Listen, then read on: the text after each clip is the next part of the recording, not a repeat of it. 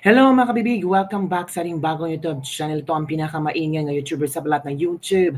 Ako si Kabibig, maglebak-lebak na ta with evidence. Hindi na nakapagpagpigil. Wala na makapagpigil pa kay Senator Amy Marcos. Giyera kung giyera na. Senator Amy Marcos, opisyal na sinampahan na ng kaso sa ombudsman, sina General Torre, Marbil, Rimulya at iba pa. Nagtungo si Senator Amy Marcos para officially sampahan na niya ng kaso ang mga taong ito. Naku po mga kabibig, this is the latest updates na nawindang ang mga tao kabibig. Talagang ginawa ni Senator Amy Marcos at pinaninindigan niya na dapat may managot, na dapat merong sumagot, na dapat merong mananagot sa nangyayari kay Pangulong Rodrigo Roa Duterte. Hindi na ito sinasabi na politika lang yan para manalo sa Senator Amy Marcos. Hindi. Kasi gumawa siya ng Senate hearing. Nagkaroon siya ng kanyang assessment. Ibinigay niya ang kanyang assessment na dapat advice niya na sampahan ito ng kaso. Pero walang nagsampa. Hindi siya na ang gumawa.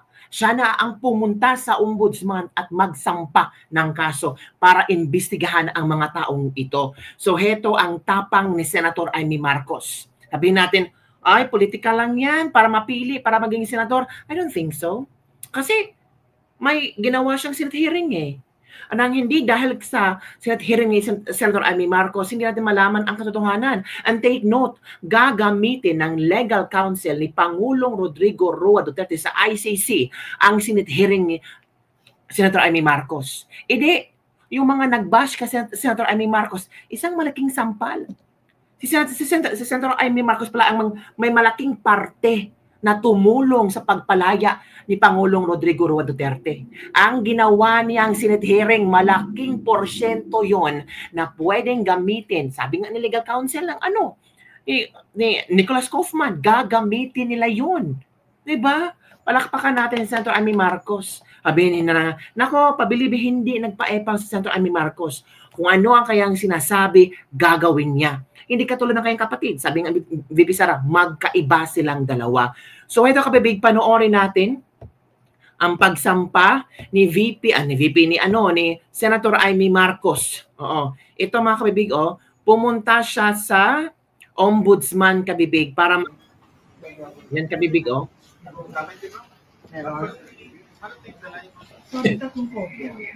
Yan mga kabibig, kita niyo naman, di ba?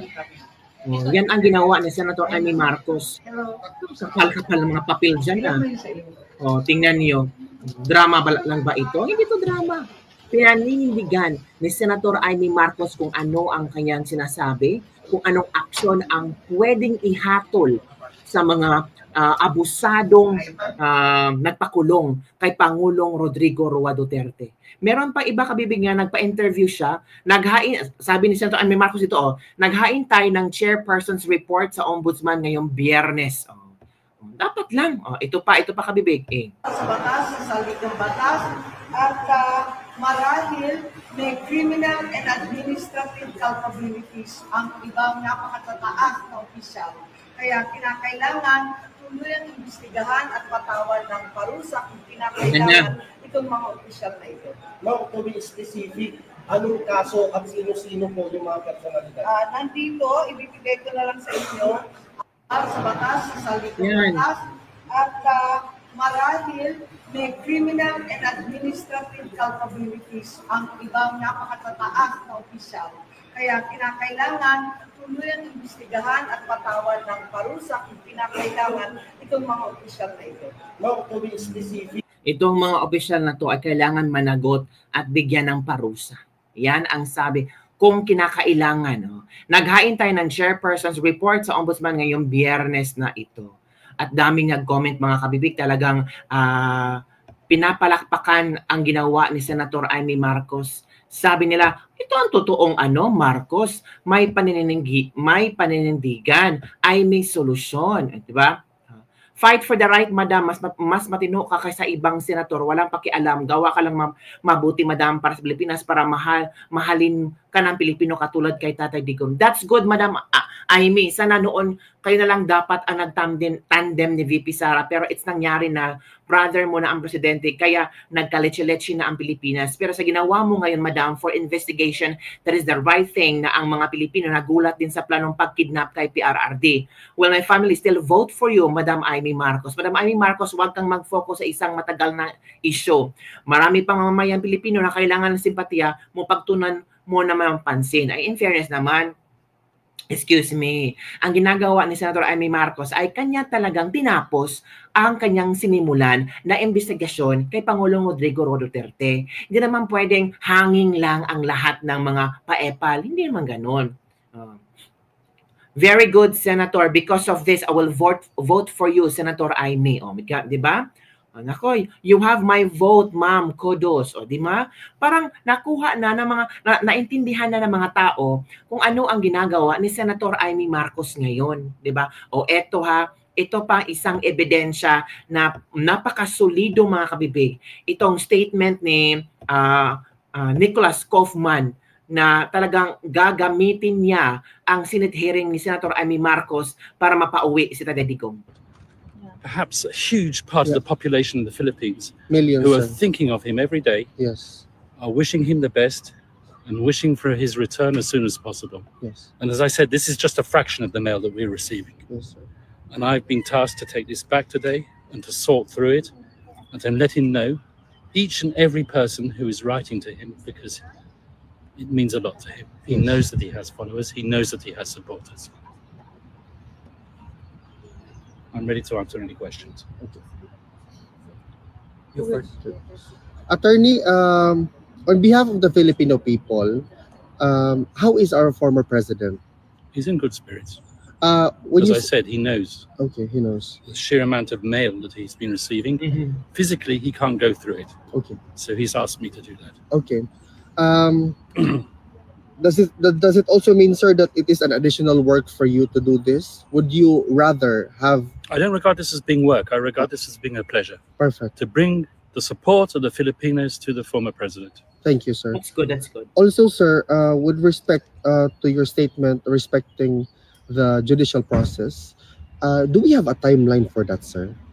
The judicial process? Like in general, like is Well, it what I can months or perhaps reveal years? is that in the coming days, perhaps even today, perhaps tomorrow, perhaps the beginning of next week, Okay. but no more than in 1 week, we'll be filing our jurisdictional challenge. Thank you, sir. Good. Because in relation to that, sir, there are also questions from the Filipino people that some of the judges has expressed already statement that they are sort of against the former president. But is it that having him here in ICC already statement that they have jurisdiction already to the former president, sir? I'm not aware of any comments expressed by ICC judges. I'm certainly not going to comment on that Okay. allegation. I find it hard to believe. As far as I'm concerned, the ICC is a court which will hear our application and will apply all due process. I have full confidence in the judges at the present moment in time. Thank you, sir. I have no reason to believe anything else. Thank you, sir. Yes. Attorney Kaufman, recently Vice President Sara Duterte confirmed that she is part of the arrest list of the ICC. What are your comment about this? She's part of what? Sorry, could you repeat the question? Arrest Yeah. list. Arrest list. I don't know anything about an arrest list. You're going to have to ask that question to the office of the prosecutor, Prosecutor Karim Khan. Okay. How Be- about the Because, sir, in relation to that, the mindset is that we are afraid that it's going to be another Filipino going to be surrendered here again in the ICC. So, Once again, I can't comment. I'm here to do one job and one job only, not okay, to represent other people. Okay. I'm here to represent the former president. okay, sir, clear.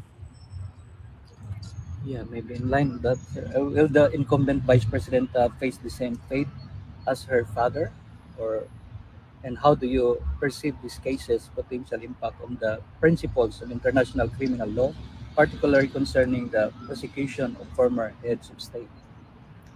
That's a very, how can I say, apropos question at the present moment in time.